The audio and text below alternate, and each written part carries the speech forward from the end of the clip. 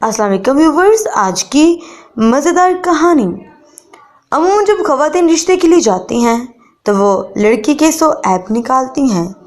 میں بھی پیشے کے اعتبار سے ایک گستانی تھی۔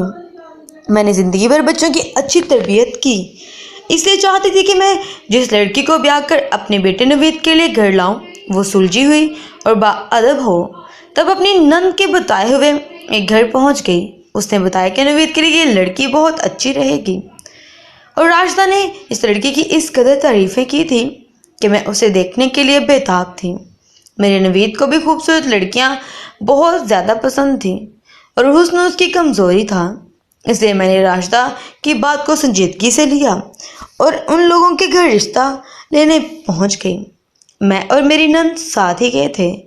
جب ہم دونوں نے لڑکی کو دیکھا تو دیکھتے ہی رہ گئے۔ وہ واقعی چند ماہتاب تھی اور خوبصورت اس قدر کے جو ایک نظر دیکھتا ہی رہ جاتا۔ لڑکی کے باپ نے بتایا کہ اس کی ماں مر چکی ہے۔ بچپن میں ہی ماں سے محرومی کے باعث اس کی زندگی میں ماں کی محبت نہ ملنے پر کافی محرومیاں ہیں، اور انہیں محرومیوں نے اسے کچھ مفترق بنا دیا تھا۔ اس کی چال ڈال اور عادتیں لڑکوں والی تھی، یہاں تک کہ اس نے آستین بھی چڑھا کر رکھی تھی۔ اس کی یہ عادتیں اس کے سارے حسن پر پانی پھیر رہی تھیں۔ میں عموماً بچوں کے لیے نرم گوشہ رکھتی تھی، مگر اپنے نوید کی فطرت سے واقف تھی۔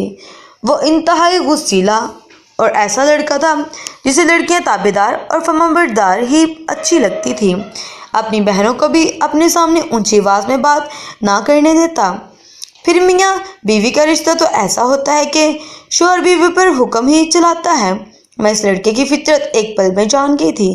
میں جانتی تھی کہ اس کی فطرت میں بالغانہ پن ہے اور یہ میرے بیٹے نوید کے ساتھ نہ چل پائے گی، تبھی اس رشتے سے انکار کر دیا۔ میں جان گئی تھی اس کی عادت سے یہ میرے بیٹے نوید کے ساتھ نہ رہ پائے گی۔ گھر آ گئی، لیکن گھر آ کر میرا دل بڑا مایوس ہوا۔ میں اسے ٹھکرانا نہ چاہتی تھی۔ تبھی ایک دن بعد کال کر کے میں نے اس سے پوچھا، اس کے باپ سے معذرت کر لی۔ میں نے بتایا کہ میرا بیٹا اس قسم کی لڑکیوں کو پسند نہیں کرتا، بعد میں آپ کی بیٹی کو تکلیف نہ ہو اس لیے معذرت کرتی ہوں۔ تب بھی بولے کہ آپ صحیح کہہ رہی ہیں بہن جی، میری بیٹی میں لڑکوں کی عادتیں تو ہیں کیونکہ اسے ماں کا پیار نہیں ملا، لیکن اگر اسے محبت اور پیار سے رکھا جائے تو یہ سدھر جائے گی۔ اس بات کا میں آپ کو یقین دلاتا ہوں۔ آپ مجھے سمجھدار لگتی ہیں، دل کی نرم ہے، اس لیے چاہتا ہوں کہ میری بیٹی کا رشتہ آپ کے گھر ہو جائے۔ باقی آپ کی مرضی، جیسا آپ اپنے بیٹے کے لیے مناسب سمجھیں ویسا ہی کریں۔ اس شخص کی عاجزی بھاگی۔ میں نے اسے سوچا، اگر اس قدر عاجز اس لڑکی کا باپ ہے تو یقیناً لڑکی بھی اچھی فطرت کی مالک ہوگی۔ اس میں اپنی تربیت میں خود بدل دوں گی۔ تبھی میں نے دوبارہ رشتے کے لیے ان کے گھر گئی، اور پھر جب نوید نے اس لڑکی کو دیکھا وہ تو جیسے دل و جان سے اس پر فدا ہی ہو گیا۔ یوں ہم لوگوں کا ارادہ بدل گیا۔ اب میں نے سوچ لیا کہ اپنی بہو بناؤں گی، اور نوید تو ضد پر اتر آیا، بولا شادی کروں گا تو اسی لڑکی سے، ورنہ کسی اور کو اپنی بیوی نہ بناؤں گا۔ میں بھی جان گئی تھی کہ ان دونوں کی خوب جمے گی، اگرچہ لڑکی کی طبیعت میں بالغانہ پن ہے مگر وہ میرے بیٹے کو اپنے حسن سے رام کر لے گی۔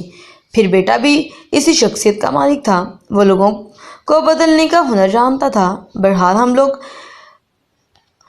اس کو بیاہ کر گھر لے آئے، مگر یہ جا کر مجھے سخت حیرت ہوئی کہ اس میں لڑکوں والی کوئی بات نہ رہی۔ وہ ڈری سہمی اور خالی خالی آنکھوں سے ہم سب کو دیکھتی۔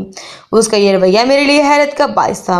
میں نے تو سنا تھا کہ وہ انتہائی باغی طبیعت کی مالک ہے اور شرارتیں اس میں کوٹ کوٹ کر بھری تھیں، لیکن وہ اس قدر سنجیدہ کیسے ہو گئی، یہ ایک معاملہ تھا۔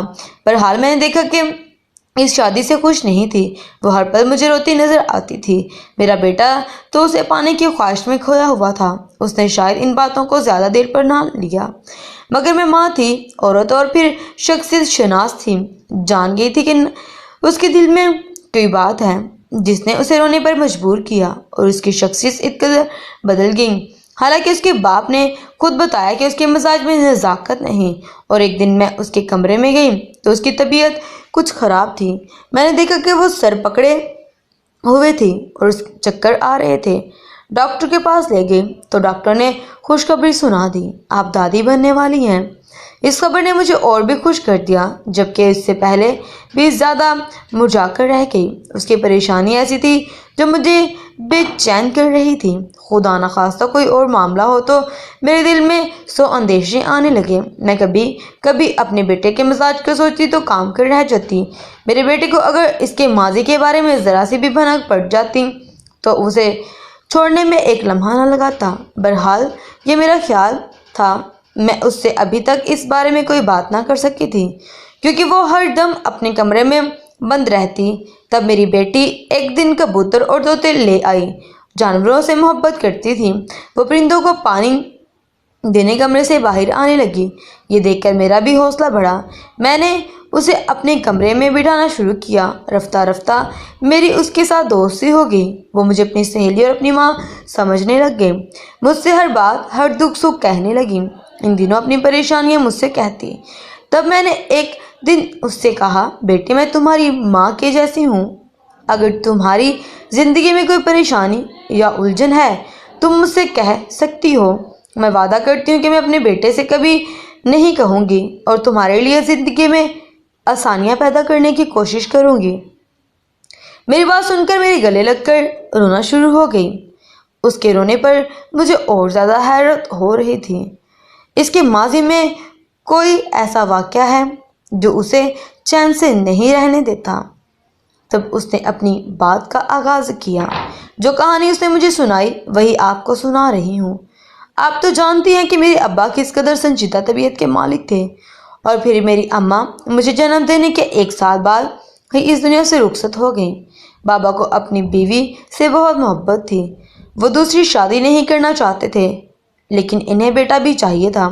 تبھی انہوں نے میری طبیعت بیٹیوں کی طرح نہیں بلکہ بیٹوں کی طرح شروع کر دی۔ حالانکہ میں ایک نازک کومل سی لڑکی تھی، مگر بابا نے مجھے سخت جان بنانے کے لیے باہر گھمانا پھرانا شروع کر دیا۔ مجھے کپڑے بھی لڑکوں والے پہنائے جاتے، جبکہ وہ مجھے کرکٹ وغیرہ کھیلنے کی اجازت دینے کے علاوہ اور بھی ایسی کئی چیزیں کرنے پر مجبور کرتے، جسے میری طبیعت میں لڑکیوں کی نزاکت ختم ہو گئی اور میرا اٹھنا بیٹھنا چلنا پھرنا لڑکوں جیسا ہو گیا۔ مگر میں نہیں جانتی تھی کہ ابا کے جاننے والے تو کیا، شہر ہر فرد یہ جانتا تھا کہ میں ابا کی بیٹی ہوں۔ ایک لڑکی کی جنس آخر کب تک چھپائی جا سکتی ہے؟ جب میں 13-14 سال کی ہوئی تو میرے جسم میں آنے والی تبدیلیوں نے مجھے پریشان کر دیا۔ ایسے میں بابا بہت ہمت اور حوصلے پر مان بڑھایا۔ بابا مجھ پر کسی قسم کی روک ٹوک نہیں کرتے تھے۔ پھر ایک دن کہنے لگے، میں تمہیں ایک ایسی جگہ لے چلوں گا جہاں پر تمہاری دن رات ایسی تربیت ہوگی کہ تم اپنے اندر کی لڑکی کو بھول جاؤ گی۔ ایسا کرتے ہوئے بابا بھول گئے تھے کہ میں فطرتاً ایک عورت ہوں، اور عورت زمانہ کے انداز سے، اس کی نگاہوں سے پہچانا جاتا ہے۔ بہرحال بابا پر مجھے لڑکا بنانے کی دھن سوار تھی۔ تبھی وہ ایک دن مجھے ایک ٹرک والے کے پاس لے گئے۔ مجھے بڑی حیرت ہوئی کہ ٹرک پر میرا کیا کام ہوگا، مگر چونکہ میں بہت سے کام جانتی تھی، صفائی ستھرائی سے لے کر رنگ لگانے کے ہنر تک میں واقف تھی۔ تب بابا نے ٹرک ڈرائیور سے کہا، مجھے ہر قسم کا ہنر سکھائیے، اس کے بدلے بھلے وہ اس سے روپے لے لیں، مگر وہ مجھے اپنی شاگردی میں قبول کر لیں۔ ٹرک ڈرائیور نے مجھے سر سے پاؤں تک دیکھا اور بولا، تمہارے بیٹے میں لڑکیوں والی باتیں ہیں، بہتر ہے کہ تم اسے کسی اور کام پر لگاؤ۔ ٹرک کا کام سخت جان لوگ کرتے ہیں، یہ نہ ہو کہ کل کو یہ بھاگ جائے، پھر تم مجھے مت کہنا، یہاں سے بھاگنے والوں کو معاف نہیں کرتا۔ وہ یوں کہہ کر رہا تھا جیسے مجھے کسی ریاست کا بادشاہ بنا رہا ہو۔ بہرحال ابا کی منت کرنے پر اس نے مجھے کام پر رکھ لیا۔ میں پہلے تو لڑکوں میں کھیلتی کودتی بڑی ہوئی تھی۔ لڑکوں کے ساتھ میری دوستی تھی اور وہ بھی بنا کسی ڈر خوف کے ان کے ساتھ رہتی تھی۔ لیکن اب معاملہ کچھ اور تھا۔ یہاں پر انتہائی کرفت شکلوں والے بڑے بڑے قد آور ڈرائیور تھے، جن کو دیکھتے ہی میری جان نکل جاتی تھی، اور میرے اندر کی لڑکی یہاں آ کر مضبوط ہونے کی بجائے اور کمزور ہو گئی۔ میں بابا کو کوسنے لگی کہ وہ مجھے کہاں چھوڑ گئے ہیں۔ ان لوگوں میں تو انسانیت نام کی چیز نہ تھی۔ یہ دن بھر گندگی میں رہتے ہیں اور گندی گندی گالیاں ایک دوسرے کو بکتے ہیں، اور کبھی بھی کوئی بات شرافت اور نرمی سے نہ کرتے۔ جھوٹ بولنا تو ان لوگوں کی عادت تھی۔ ان کی ہر بات میں سختی تھی، اس ماحول میں رچنا بسنا نہ جانتی تھی، اور بابا پر انہوں نے تو میری ایک بات نہ سنی، مجھے وہیں پر ان ڈرائیوروں کے رحم و کرم پر چھوڑ دیا۔ اب میری مجبوری یہ تھی کہ میں ان لوگوں سے کھل کر بات چیت نہ کر پاتی، یہ مجھے پہچان جائیں گے اور زیادہ دور بھاگتی تو ظاہر ہے کہ میرا کام متاثر ہوتا۔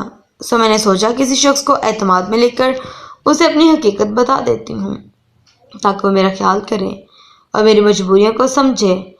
ان ڈرائیوروں میں کامران نامی ایک لڑکا بھی تھا جو کم عمر تھا، یہ بھی گالیاں وغیرہ نہ دیتا تھا، ڈرائیوری کے گروپ میں ذرا نیا نیا ہی لگتا تھا۔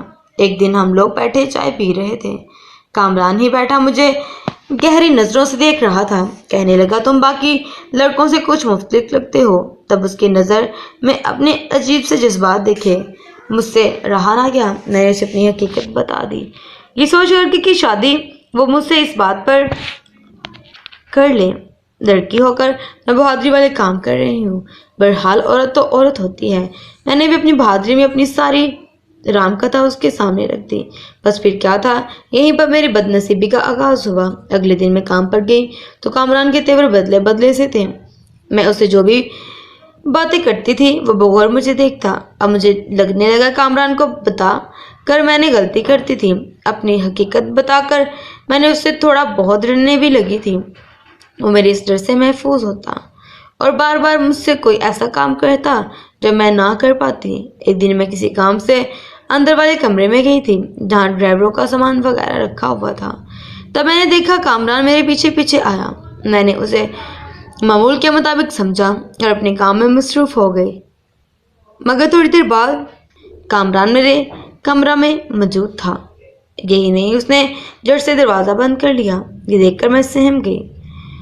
وہ مسکرانے لگا، میں ہمت سے کہا بدتمیزی نہیں میری جان، میں تم سے پیار کرنا چاہتا ہوں، تم ہو کہ مجھے منہ نہیں لگاتی، اچھی بلی تو شکل ہے تمہاری، کتنی خوبصورت ہو تم، یہ دیکھو۔ اس نے میرے ہاتھ اپنے ہاتھوں میں لیتے ہوئے کہا تو مجھے اس غلیظ انسان سے نفرت ہونے لگی، لیکن لڑکوں کے حلیے میں پلی بڑھی تھی، اتنی کمزور نہ تھی کہ آسانی سے مجھے روند کر چلا جاتا۔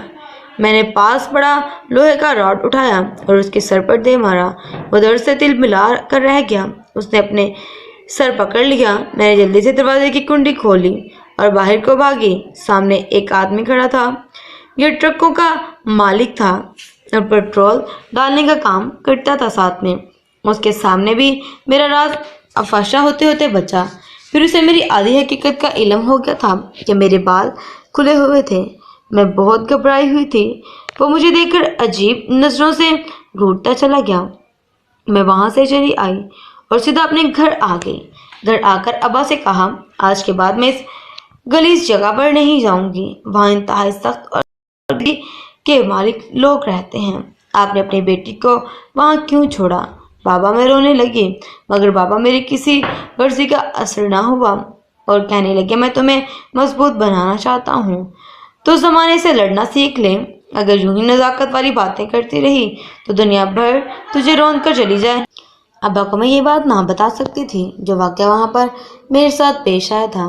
اپنی پھپھو کے گھر چلی گئی، پھپھو ابا کو کافی سمجھاتی رہتی تھی، پہلے بھی ابا سے اس بات پر لڑ چکی تھی کہ وہ مجھے زنانہ کپڑے لے کر دے اور مجھے لڑکوں کی طرح نہ پالے، مگر ابا پر کسی بات کا اثر نہیں ہوتا تھا۔